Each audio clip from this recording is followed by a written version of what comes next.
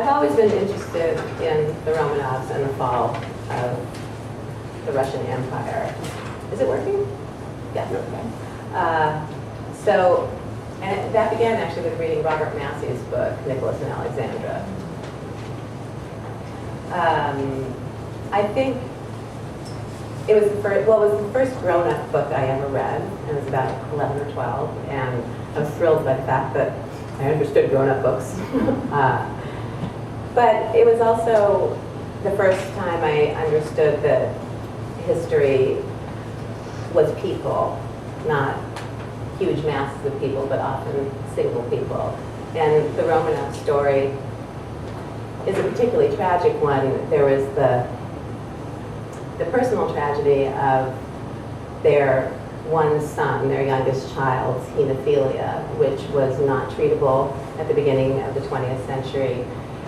And he was the crown prince. At that time, hemophiliacs did not tend to live into adulthood, and his illness was therefore a state secret.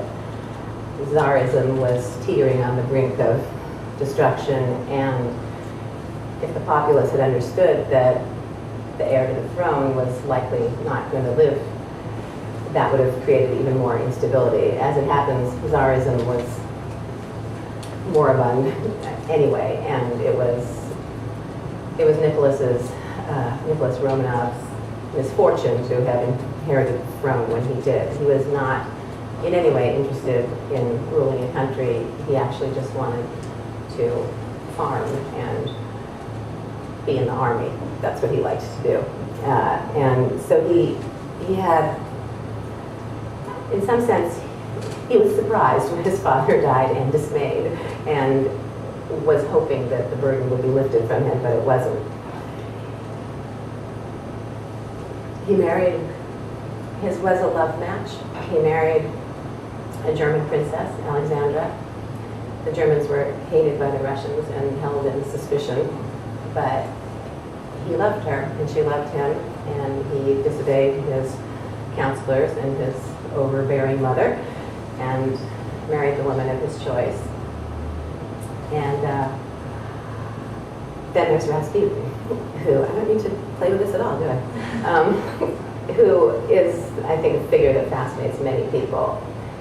About, I don't know, 5 years ago, I suppose, I was reading a biography about Rasputin because I was interested in him as a man and also as one of the players in the fall of the empire. And in the epilogue, it said that his elder daughter had escaped the Bolsheviks and gone on to have a successful career as a lion tamer.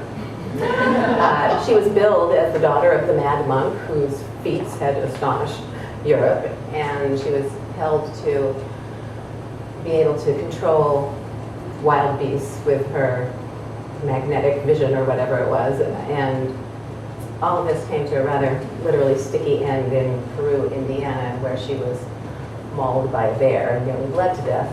A little ironic given the crown prince's situation. Having discovered that, it became completely irresistible for me to to write about it myself. I'd never considered using the material for fiction, but I had a narrator now. I was very surprised to learn that Rasputin was a family man.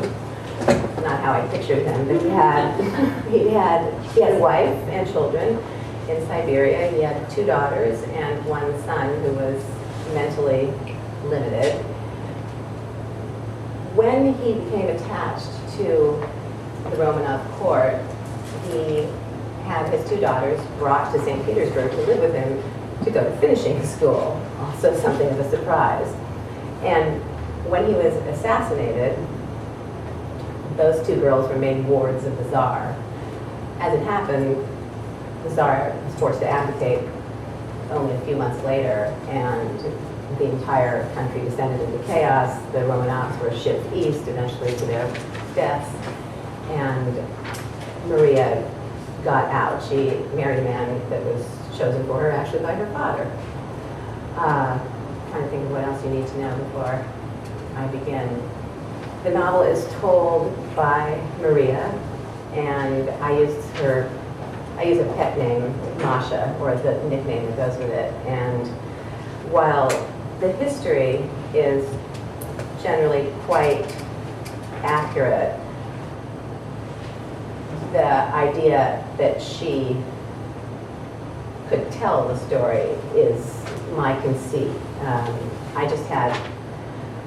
I had a way into the story. I had eyes to look at it through, and based on her becoming a lion tamer and what I knew of her. She actually also wrote a book about her father, and probably a pretty whitewashed account, and called him just a simple itinerant healer who had been misunderstood.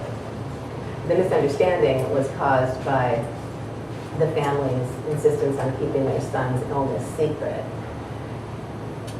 He was the only person who had any ability to control the Crown Prince's bleeding episodes. The child's name was Alexei, and I used his nickname Alyosha in the book. And because he was the only person who could do anything, he became necessary, especially, well, for the child, but also especially for his mother, Alexandra, who was in an almost constant state of debilitating anxiety about her son's health. He was admitted to the family's private apartments at any hour, and nobody knew why. So it didn't take long for gossip to build and for people to conclude that he was the Tsarina's lover, that he had bedded the Tsar's daughters, and I think most of you probably are familiar with this aspect of Rasputin.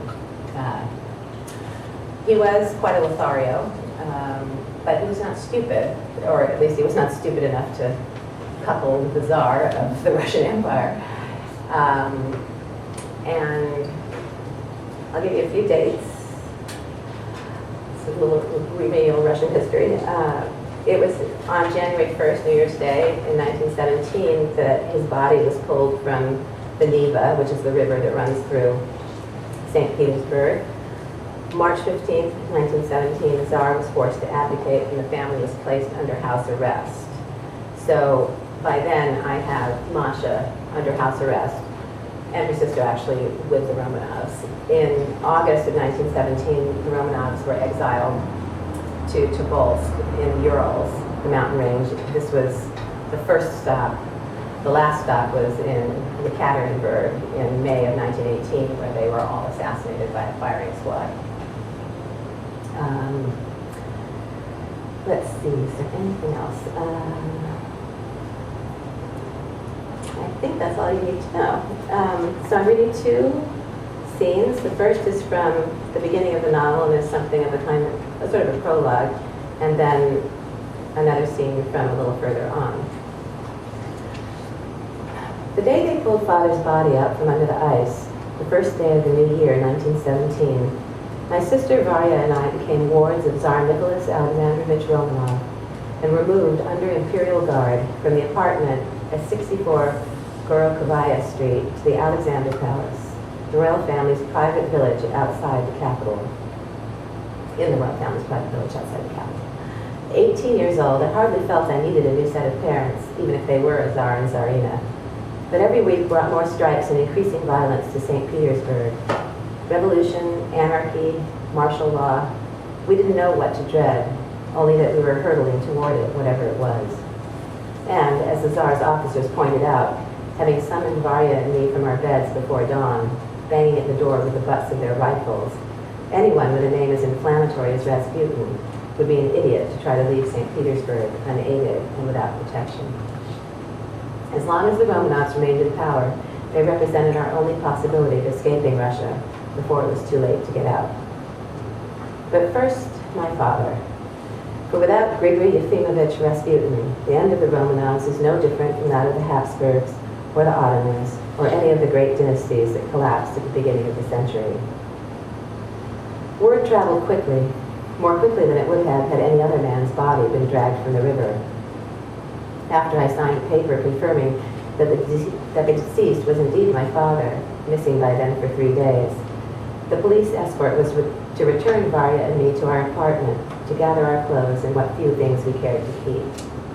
But before we could climb back into the sledge, it was surrounded by a mob. A crowd of people had come running to where we'd stood minutes before, on the frozen river.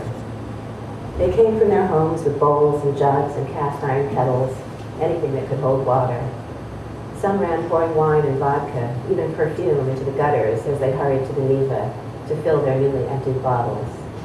I saw a samovar so big it required 3 men to carry it, and I saw an old woman lugging a chamber pot. Now that would have made Father laugh until he hooted and howled and dried his eyes with the heels of his hands.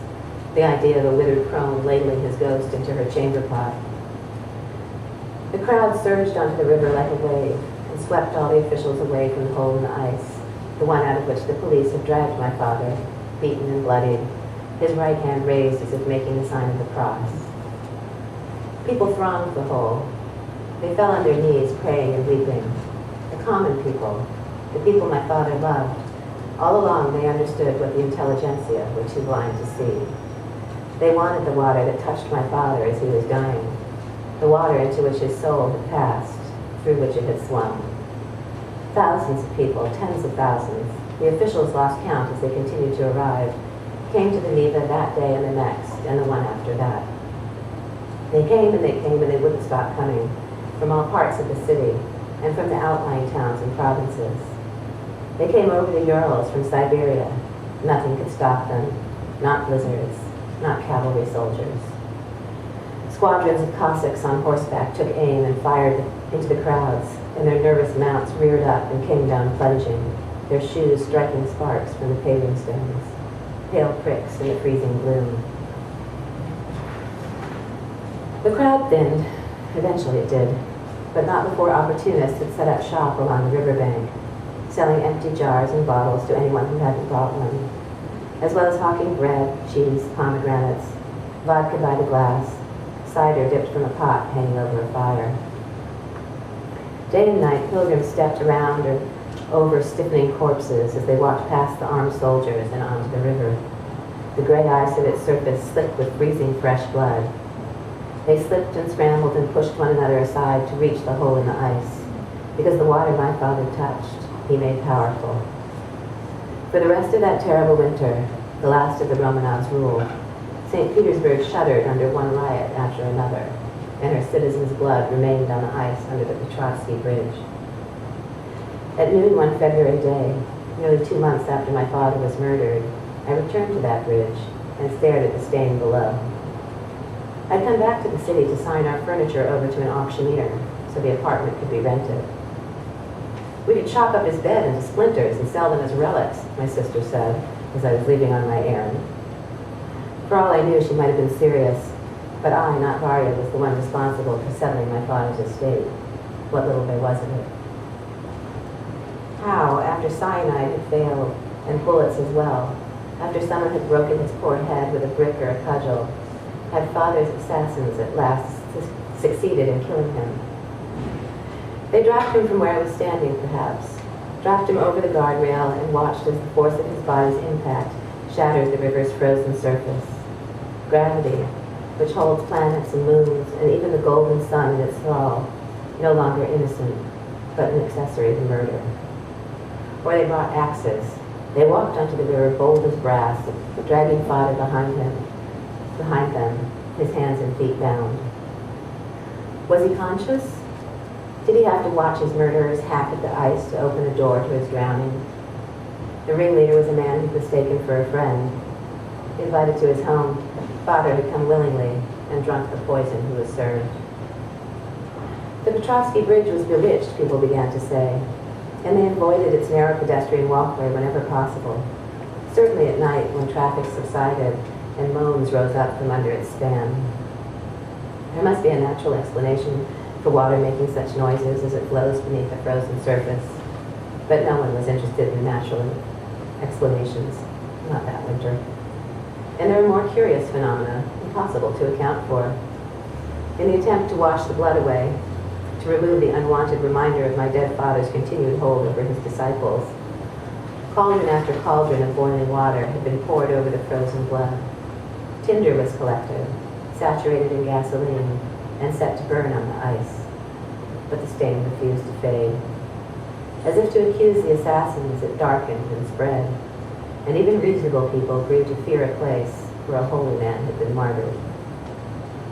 Looking down from the bridge, I could see where blood had pooled and feet had tramped, and bodies been dragged through the congealing red slick of it, each boot print and smear recorded on the river's surface. The hole in the ice never froze back over that winter. Too many people visited the spot, refilled their bottles from its bottomless font, rinsed their crucifixes, and kneeled to pray. The same pilgrims, some of them, left crosses and candles. The wind blew, it whistled and shrieked, but it knew to leave the crosses standing, the candles' flames burning, and the soup in its bowl. Someone had remembered Father's favorite meal and brought him a deep dish of thick cod soup, which steamed day and night through one blizzard after another, surrounded by a ring of water where it had melted the ice. Others brought boots, a gift traditionally presented to an itinerant healer, and there was a cask of Madeira, bottles of kvass, too many icons to count, a heaped tangle of prayer cords and silk stoles, such as priests wear, in gold, purple, red, in every color. Prayers, quite a lot of these, copied onto paper, and if the petitioner lacked the requisite faith, held down with rocks. But the wind let them be, rocks or no rocks, crutches and canes and unraveled bandages, all testifying that dead as he was, Father Grigory continued to heal those who came to him. No thief was fool enough to take any of the gifts his petitioners left, not even something as valuable as a pair of scout boots. If only Father had remained that humble man, walking from one town to the next, he might have avoided so early a death. 47. With a constitution like his, he should have lived to be 100. So now I realize that having claimed that it was all entirely factual, this overture is fanciful, for lack of a better word. I'll call it magical realism. And that was not the way the book was intended. I had written a couple of drafts, and there was just something that was flat about it when it was purely realistic. I think in part because the history is so fantastic, and Rasputin's such a fantastic character that he needs a little more, and the story needed a little more. So at some point, and I'm going to actually read the scene that the whole thing began with, the book changed. And the point was, between drafts, I was looking through a big photograph book. The Romanovs were mad for cameras. They took pictures of each other all the time. And so there's a wealth of photographs from their lives. And there was also a photograph that had been taken of Alexandra, Alyosha's mother, and the Tsarina, when she was a child. And there was an accompanying snippet from a letter from one of her relatives to someone else. And it described her as having been a sunny child, one who was so unfailingly happy and cheerful that she was actually nicknamed Sunny. But her mother died of diphtheria when she was 6, and it caused a radical change in her personality. And the writer of the letter described this as, the sentence was, it was as though the child were held captive under a dark cloud. So I was sitting at my desk and I thought, okay, I'm going to give her a cloud, a literal cloud. And this is the scene that I wrote after making that peculiar decision. It takes place, it begins with the meeting of Nicholas and Alexandra, which was on the occasion of her elder sister's marriage to his cousin. And she was 12, and he was 17.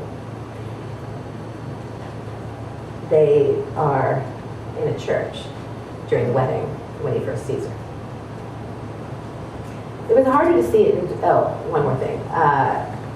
As I said, the novel is narrated by Masha, and when she comes to live with the royal family in the palace, the Tsarina summons her and tells her out of desperation that she is sure that her father's power has passed to her.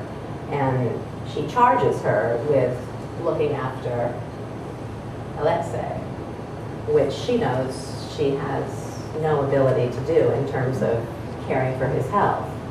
But the two of them, thrown together under these strange and claustrophobic circumstances, because the house is under, the family's under house arrest. There's guards and servants, and the doors are shut. If one of them went out onto the grounds, he or she was accompanied by armed guards. So she's thrown together with this child. He's about 14, and she's... I knew that was going to happen. Do you want to deal with this since you're technologically more apt? My poltergeist, I predicted it.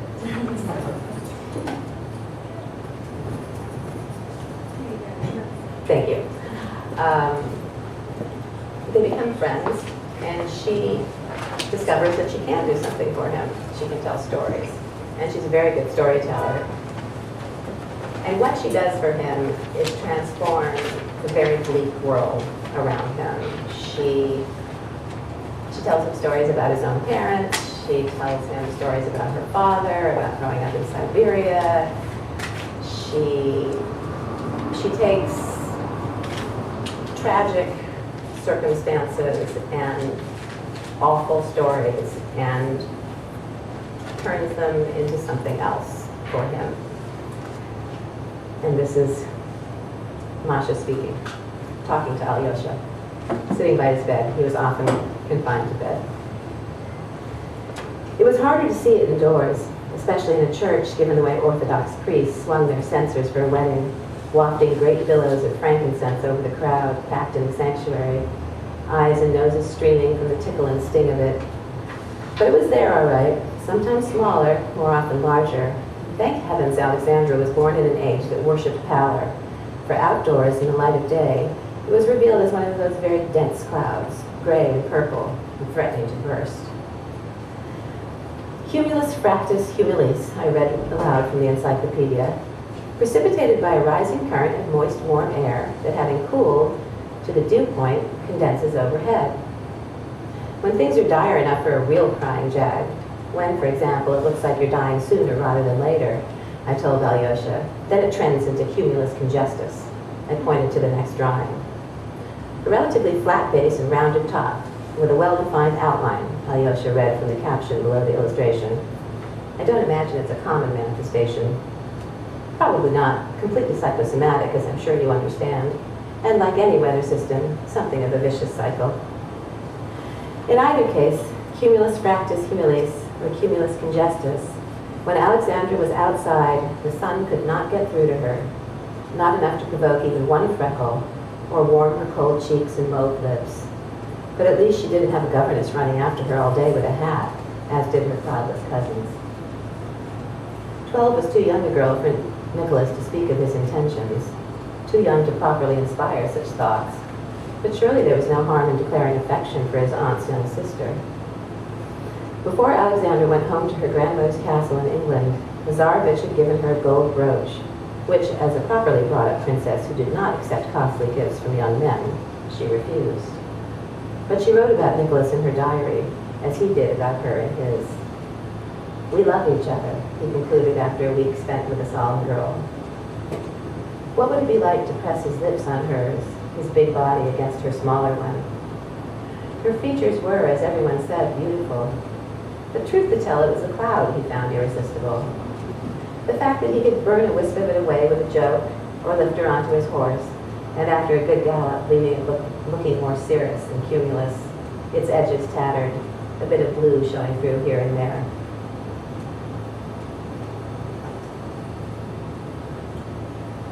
Sorry. 17 when she returned to St. Petersburg, Alexandra stayed with her sister Ella for the entire winter season.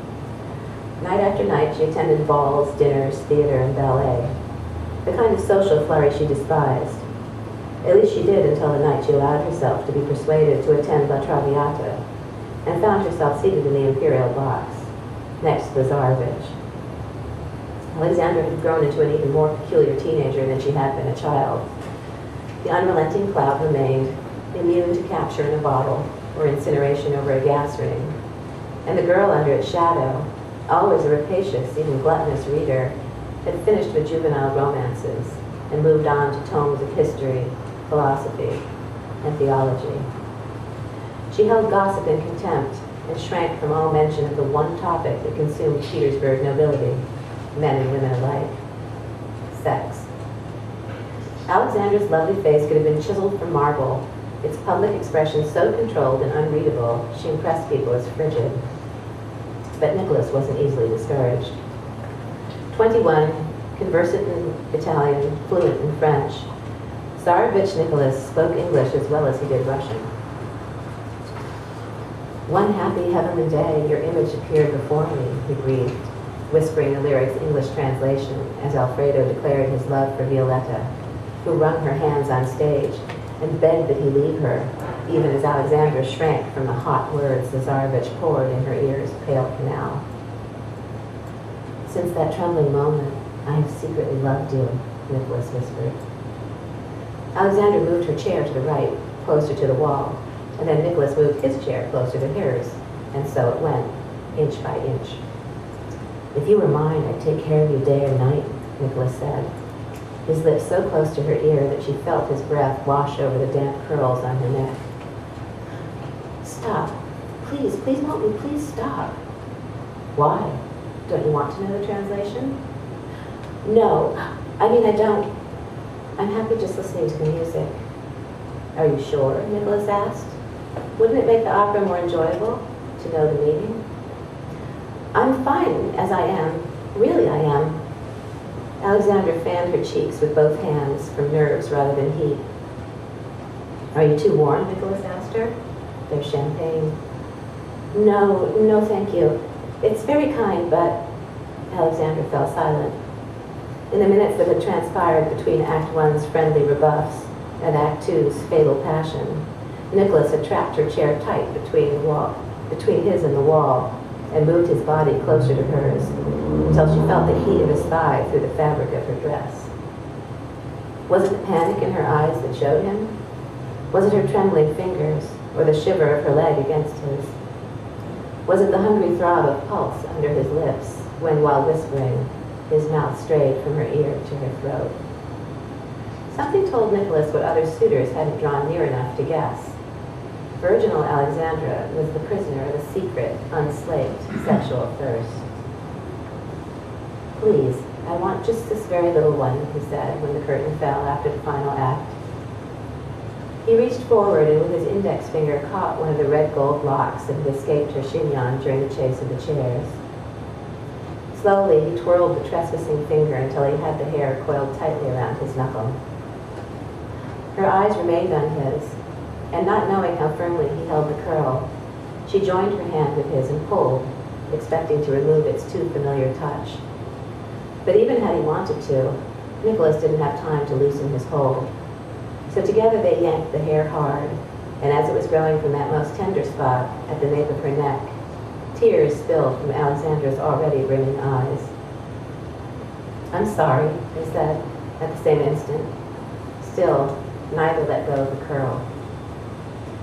The remainder of the box's occupants, Ella and her husband Sergei, turned away when they saw that Alexandra was weeping. For good heavens, the girl burst into tears at any provocation, or at no perceivable provocation. And when she cried, the cloud was sure to rain, causing that much more dampness and fuss. And the longer people stared, the longer it took her and the rain to stop. "I have," she said, brushing at her wet face when she regained her voice. "Have what?" Nicholas asked, removing his coat to give it a shake. Did the girl never speak a full sentence? The wet curl unwound, drooped over her shoulder. "My grandmother gave me..." From her evening bag, Alexandra withdrew a tiny red leather case. Inside it a paper of needles, a twist each of white, black, red, blue, and yellow thread, and a pair of folding scissors that unfolded were no longer than her smallest finger. For emergencies, she said, and she looked so solemn at the idea of an emergency that might be cured by needle and thread that he laughed, and she smiled. Here, she said, take all you want. Her sister and her brother-in-law had left. Only the two of them remained in the box. The scissors were too small. He couldn't get his thumb and finger into the holes. I'm afraid you'll have to do it, he said, handing them back. Just as well. I'd take too much. He watched as her hand found the pulled curl and separated it from the others. Another cascade of hair broke free of the pins, and then they too were falling. Let me, he said, and he bent to retrieve them as she saw it at the lock of hair. Shall we trade, he asked, when she had finished, and he held out 4 platinum hairpins, each adorned with a flower of diamonds, in exchange for the one little curl. Once in possession of his prize, Nicholas lifted it to his mouth, feeling with his lower lip how silky it was. At such a price, only a king could afford all of you. I'm sorry? So many diamonds in exchange for a bit of your hair, he explained, gesturing toward the profligate pins in her hand. And Alexandra blushed even more extravagantly than before, red blotches staining her white neck. Perhaps I will have something to drink. Water? She said, and as the box offered only the sweating bucket of champagne, he took a glass and went in search of it. As soon as she saw her way cleared, Alexandra snatched up her fur and ran down the stairs leading to the grand foyer to catch up with Ella and Sergei outside the opera house, the cloud following just as quickly, but a different color than ever before, almost pink, as if illuminated by a sliver of sun breaking over the horizon. Too high to fit in the carriage when the 3 of them climbed inside, it had no choice but to follow overhead. What was I thinking, she asked herself all the way home, watching out the carriage window, staring at the houses they passed. So many windows, and each a square of golden light through which black silhouettes moved, some walking, others waltzing. Alexandra tried to keep her hands folded in her lap, but her fingers kept returning to the shorn place at the nape of her neck. What was I thinking, she asked herself. What have I done? And she answered, I've fallen in love, she thought. Oh God, oh no. Oh God, have mercy on me. I've fallen in love. She stood and leaned out the window, leaned all the way out to look for the cloud, but as she expected, it was gone. She caught the very last puff of pink as it vanished into the night. What's this? Her lady-in-waiting asked when she brushed out her hair for bed. What's what? Seated, Alexandra looked into her lap. Oh, that, she said. Nothing, it was a snarl. I cut it out. Your hair got tangled at the opera? It must have done. Or perhaps it happened when I leaned my head out of the carriage to get some air. Were you unwell? Oh, no, not at all. Just, it was a bit stuffy, that's all. Alexandra pointed at her evening bag lying discarded on the bed. I used the scissors Granny gave me, the little sewing scissors I carry. What about the lady-in-waiting spun her finger in the air over Alexandra's head. It's disappeared. Has it? Alexandra looked up, feigning surprise. I'm tired, I suppose. I'm not feeling my usual self.